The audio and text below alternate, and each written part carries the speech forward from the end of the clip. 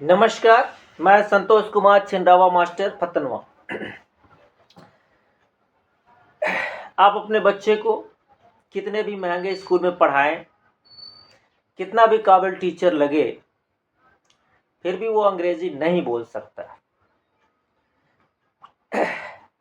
इसके पीछे कारण नंबर 2,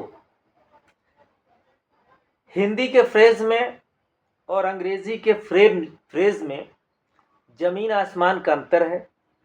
और इस जमीन आसमान के अंतर को स्पष्ट करने के लिए न तो कोई किताब उपलब्ध है और न ही कोई अध्यापक उपलब्ध है, जिसकी वजह से आपके बच्चे कभी भी सही फ्रेज को सही ढंग से न तो प्रयोग कर सकते हैं और न तो बोल सकते हैं,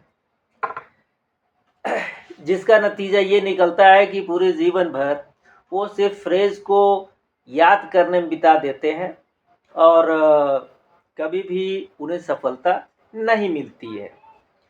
इसके बारे में मैंने एक ही वर्ड के उदाहरण को यहाँ पर प्रस्तुत किया है।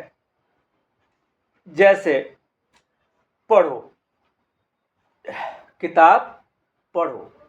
यहाँ पर गौर करने वाली बात यह है कि मैं सिर्फ एक्टिव वॉइस में ट्रांसलेशन बोल रहा हूँ, पैसिव वॉइस, कास्टिव एक्टिव और कॉस्टिव पैसिव को नहीं बोल रहा हूँ, और सभी वाक्य इंपरेटिव में बोल रहा हूँ।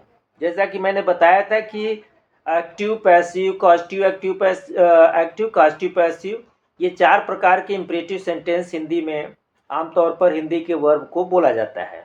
यहाँ पर मैंने सिर्फ एक्टिव वॉइस को लिया हुआ है। तो पहला, किताब पढ़ो।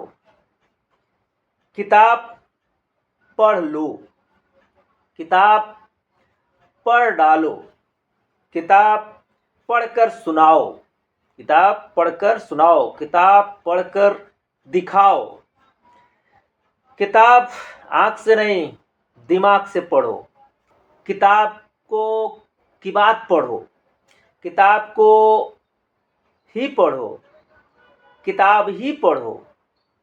अगर इन सभी वाक्यों को हम देखें तो ये सब के सब फ्रेज हैं। यहाँ पर एक जो वर्ब है रीड, इसी के प्रयोग से सभी सेंटेंस बनाए जाएंगे।